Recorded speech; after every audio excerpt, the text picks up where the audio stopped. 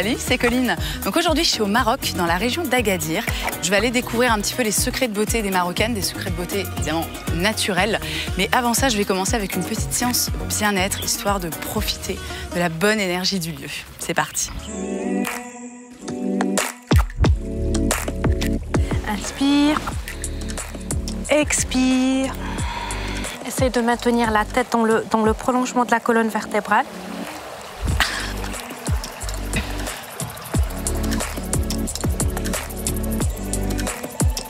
Engage bien jusqu'au bout des doigts, fixe ton pouce. Et rien ne me résiste. Dis-toi que tu te prends de l'énergie et que tu la ramènes dans ton cœur et dans ton centre. C'était super, Tuna, merci beaucoup. Je suis bien détendue. Je suis avec Baya, on va faire une petite séance de shiatsu. Le fait qu'on soit à Agadir, au niveau de l'énergie... On peut allier shiatsu, qui est un art asiatique, à Agadir, la mer, la montagne, la verdure. C'est un vrai ressourcement. Entre le toucher et tout ce qui nous entoure, c'est une vraie découverte. Moi, j'en ai jamais fait du shiatsu, donc est-ce que tu peux m'expliquer un peu en quoi ça consiste? Donc, c'est des pressions sur des points qui sont exactement les mêmes points utilisés en acupuncture. Au lieu d'utiliser des aiguilles, j'utilise mes pouces, mes paumes, mes bras. C'est un transfert d'énergie aussi. C'est un tout, c'est un concept, c'est un art. C'est tout sauf un massage. Ok. Mais on va y rajouter touche marocaine. De l'eau de fleur d'oranger. Il n'y a pas mieux pour déstresser. Rien que l'odeur, on est déjà en voyage. Là, je viens de retrouver Hélène qui va me parler de beauté marocaine, de beauté naturelle. Donc tout est végétal, minéral. Alors, on va commencer par cette pierre magnifique. Cette pierre qui est très lourde, c'est de l'antimoine. Et on va utiliser un mortier pour en faire de la poudre et on l'achète au souk sous forme de poudre. Et ça, c'est mon petit outil pour mettre le col sur mes yeux. C'est à moi, donc ça ne se presse pas. Tu verses ta poudre dedans et ensuite, tu utilises ta salive parce que c'est antibactérien. Voilà, et ensuite, tu plonges, tu enlèves l'excès et tu le mets sur tes yeux. Ça fait à la fois crayon et eyeliner. Et ça protège contre la conjonctivite et plusieurs maladies des yeux. Ça. Oui, la pierre d'Alain, parce qu'elle était connue avant en France, on l'utilisait beaucoup et on y revient d'ailleurs.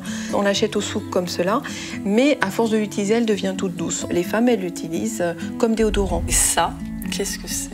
C'est de la poudre de coquelicot. On utilise la salive avec le doigt parce que le maquillage berbère est beaucoup avec les doigts. Et donc, on se le passe sur les lèvres comme rouge à lèvres. Et Colline, j'ai aussi un autre produit marocain que je suis sûre que tu connais. Le henné. Ah mais oui, bien sûr. Donc il y en a deux types. Il y en a un pour juste faire briller les cheveux et un autre qui s'utilise soit pour faire des tatouages, soit pour colorer les cheveux.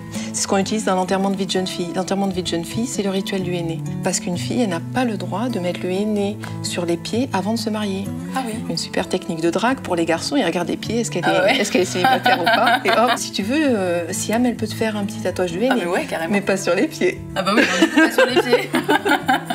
Le henné, c'est des feuilles qu'on fait sécher. On le trouve dans les oasis du sud du Maroc. Et on ajoute un peu de citron pour que le dessin reste plus longtemps. Et comme c'est orange, on peut aussi rajouter du café ou du thé pour donner une coloration noire. Donc là, tu vas rester comme ça pendant 1 heure ou 2 jusqu'à ce que ça sèche. C'est fini? C'est fini. C'est très beau. Bah voilà, j'ai mon joli henné. Merci Hélène, merci Siam, choukran. Moi, je vais m'envoler maintenant vers de nouvelles aventures. Je vais quitter cette merveilleuse Casbah et je vous emmène avec moi. Baya, tout à l'heure, tu m'as dit que tu voulais me montrer cet endroit. Oui, donc nous sommes à la coopérative à Foulki. Ils font beaucoup de produits de terroir, dont l'huile d'argan, qui est connue à l'échelle mondiale. Comment ça se passe, les secrets de l'huile d'argan? Il y a plusieurs secrets pour avoir une bonne huile d'argan. La première, c'est d'attendre que ça soit bien mûr, bien jeune. Ça tombe tout seul et on laisse sécher. C'est la garantie d'une bonne huile. Après, c'est ramassé. C'est stocké et c'est là où ils commencent le tri et c'est après qu'ils vont concasser et après ça va être fabriqué de l'huile. Okay. Alors là, elle est en train de me faire un super soin des mains, moi qui ai les mains toutes sèches tout le temps. Il y a plein de produits miraculeux à base d'huile d'argan. Là, c'est vraiment un effet Botox. D'accord. Donc on peut l'utiliser pour le visage, on peut l'utiliser sur les mains et c'est vraiment un effet magique. À un certain moment précis, il prélève la base qui sert pour faire ce produit-là. هذا شامبان غسيل كلشي الصابون عاد دير هذا شويه واحد ربع ساعه ولا 5 دقائق 10 دقائق Merci à toutes les deux pour votre accueil, c'était vraiment super. Choukran. On passe pas par le Maroc sans passer par la case hammam. C'est d'autant plus vrai à Agadir, donc du coup, là, je vais me prendre une petite heure de bonheur.